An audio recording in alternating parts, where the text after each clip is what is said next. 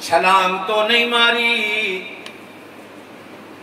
کہ کہیں ان کو شک نہ پڑ جائے، لیکن جلدی جلدی اترا اور اپنے باغ کے مالک اور آقا سے کہا مجھے بڑا ضروری کام ہے، تھوڑی دیر مجھے چھٹی دے دو۔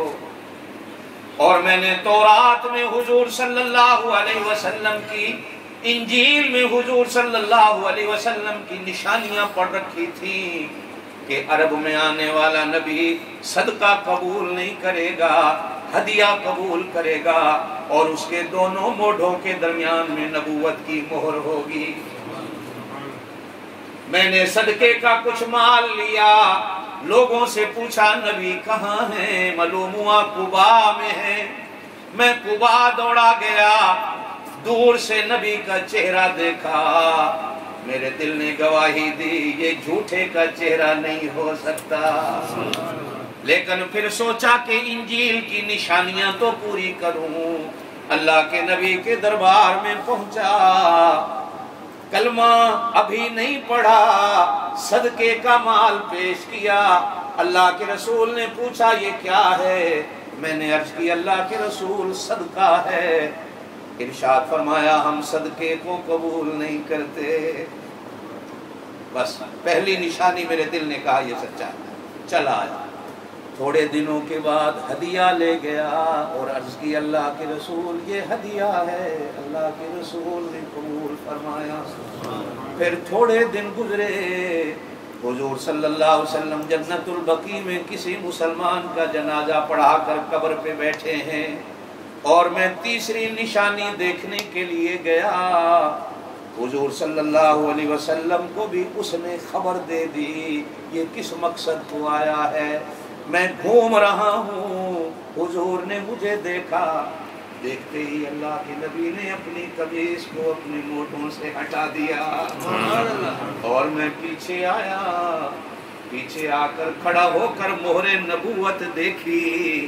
یقین آیا، اللہ کے رسول نے میرا بازو پکڑا، سامنے بٹھا کر کہا ہن تے یقین آئے، ہن تے یقین آئے۔ کہا اللہ کے رسول یقین تو پہلے ہی دن آ گیا تھا، لیکن آج پکا یقین آیا۔ پڑھ اشہد اللہ الہ الا اللہ و اشہد ان محمد عبدہ و رسولہ۔ بھاگے ہوئے گئے، اپنے یہودی سے کہا مجھے آزاد کرو۔ یہودی نے کہا 4 اوقیہ 4 تولے سونا لوں گا، اور سونے کے ساتھ ساتھ 300 کھجوروں کا باغ مجھے لگا کے دے، بوٹے جوان ہو جائیں، پھل لگ جائے گا، پھل پک جائے گا، پھر میں تجھے آزاد کر دوں گا۔ بھاگا ہوا دربار رسالت میں آیا، اللہ کے رسول اس نے 2 شرطیں رکھی ہیں۔ کیا کیا؟ 4 تولے سونا مانگا ہے، اللہ کے رسول 300 کھجوروں کا باغ مانگا ہے۔ اللہ کے رسول نے فرمایا بلال سلمان کے ساتھ مدینے کی گلیوں میں گھوم، کھجوروں کی گٹھلیاں کٹھی کر 300 گٹھلیاں گن کے لے آؤ۔ اور کچھ صحابہ سے کہا کھجوروں کے بوٹے دے دو، کوئی اتنا بوٹا لایا، کوئی اتنا لایا، کوئی اتنا بڑا لایا، چھوٹے چھوٹے بوٹے لائے، 300 گٹھلیاں بھی ہو گئیں، کھجور کے 40-50 بوٹے بھی ہو گئے۔ اللہ کے رسول نے حضرت سلمان سے فرمایا سلمان جا اپنے اس مالک سے کہے لگانا کہاں ہے، زمین بتا۔ اس نے زمین بتائی، اللہ کے نبی خود تشریف لے آئے۔ حدیث میں آتا ہے نبی بوٹا بھی اپنے ہاتھ سے لگا رہے ہیں اور گٹھلیاں بھی زمین میں اپنے ہاتھ سے ڈالتے جا رہے ہیں۔ جب ڈال لی، اللہ کے نبی نے ہاتھ اٹھائے، کہا اللہ نبوت والے ہاتھ اٹھے ہیں، لاج رکھ لے۔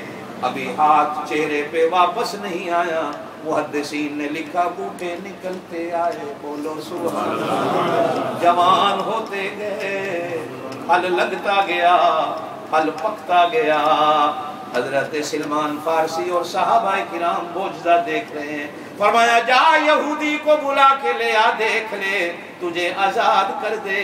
یہودی جب آیا، آنکھوں سے معجزہ دیکھا کہتا اب یہ تو آزاد، میں غلام، مجھے کلمہ پڑھا دو لا الہ الا اللہ محمد الرسول اللہ۔ یہ حضرت سلمان فارسی فرماتے ہیں نبی کریم خطبہ دے رہے ہیں، میں اپنے کانوں سے سن رہا ہوں، نبی کے چہرے کو دیکھ رہا ہوں۔ قال خطبنا رسول اللہ صلی اللہ علیہ وسلم فی آخر یوم من شعبان، شعبان کے آخری دن تھے۔ قال ایھا الناس، اے لوگو، اے انسانوں، جس نے اللہ کے رسول کا یہ خطاب سنا وہ انسان، جس نے نہیں سنا وہ انسان۔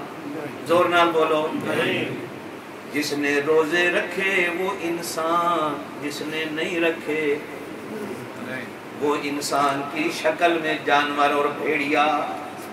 ایھا الناس، اے لوگو، قد اضلکم، قد کا معنی بھی قسم ہوتا ہے۔ حضور فرماتے ہیں قسم ہے مجھے، اضلکم شہر عظیم، ایک عظمتوں والا مہینہ تمہارے سروں پہ تمبو تاننے والا ہے۔ وشہر مبارک، برکتوں والا مہینہ تمہارے سروں پہ آنے والا ہے۔ ایسا برکتوں والا، ایسا برکتوں والا، فرض ایک پڑھو 70 فرضوں کا ثواب، نفل 2 پڑھو نفلوں کا فرضوں کے برابر ثواب، باقی دنوں میں قرآن کا 1 حرف پڑھو 10 نیکیاں، رمضان میں قرآن کا 1 حرف پڑھو 700 نیکیاں۔ اتنا برکتوں والا حضور صلی اللہ علیہ وسلم نے فرمایا اللہ پاک ہر مومن کے رزق کو دگنا نہیں تگنا نہیں، اللہ پاک ہر مومن کے رزق کو بڑھا دیتا ہے۔ عام طور پر علماء معنی کرتے ہیں اللہ رزق دگنا کر دیتا ہے، دگنا کا معنی یہاں نہیں ہے، اللہ پاک رزق بڑھا دیتا ہے، رزق بڑھا دیتا ہے، ہر چیز میں برکت۔ حضور صلی اللہ علیہ وسلم نے فرمایا روزے دار جب سوتا ہے دوپہر کو تھکا ہوا، فرشتے کہتے ہیں اللہ میاں یہ سو گیا، اللہ کہتے ہیں تمہیں کیا، اللہ یہ سو رہا ہے، اللہ کہتے ہیں اس کی نیند کو بھی ہم ثواب میں لکھتے ہیں، نیند کو بھی ثواب میں، اللہ میاں نیند کو بھی ثواب میں۔ حضور صلی اللہ علیہ وسلم نے فرمایا اس لیے کہ اللہ کہتے ہیں اس نے روزہ میرے لیے رکھا، تو روزے میں جب کوئی کام کرے گا تو کام کو بھی عبادت بنا دوں گا، کام کو بھی عبادت۔ حضرت بلال کہتے ہیں ایک دن صبح سحری کا وقت تھا، میں مسجد نبی میں تشریف لے آیا، حضور صلی اللہ علیہ وسلم سحری کھا رہے تھے، بولو سبحان اللہ، کتنا قسمت والا بلال، نبی کو کھاتے دیکھا، نبی کو پیتے دیکھا، اور ایسا قسمت والا کہ حضور نے کہا بلال آ میرے ساتھ کھانا کھا، اور اتنا بھی لفظ نہیں کہ کھانا کھا، فرمایا آ برکت والا کھانا کھا۔ ایک تو سحری میں برکت، تہجد کا ویلا، دوسرا نبی کے ساتھ، اور تیسرا نبی کے گھر سے آیا ہوا کھانا، اور چوتھا اسی پلیٹ میں جس پلیٹ میں نبی کھائے وہیں لقمہ لگا جہاں نبی لگائے، نبی کے ساتھ نبی کو دیکھ کیسے کھاتے ہیں۔ لَقَدْ كَانَ لَكُمْ فِي رَسُولِ اللَّهِ أُسْوَةٌ، حضور صلی اللہ علیہ وسلم نے فرمایا سحری بھی برکت۔ ہم میں سے کتنے لوگ ہیں رات کے 11 بجے 12 بجے اب جاؤ گے کھانا کھا کے سو جاؤ گے، ہیں کئی لوگ ایسے بھی ہیں، وہ سحری کے برکت والے کھانے کے ثواب سے محروم ہو جاتے ہیں۔ حضور نے فرمایا سحری کھانا برکت ہے۔ اور اماں عائشہ کہتی ہیں کبھی کبھی گھر میں کھانا نہ ہوتا تو کملی والی سحری میں کھجور کھا لیتے، پانی پی لیتے، سحری ہو گئی۔ اس پر بھی علماء نے لکھا ہے کہ جہاں افطاری میں کھجور سنت ہے وہاں ہاں سحری میں بھی کھجور کھانا سنت ہے.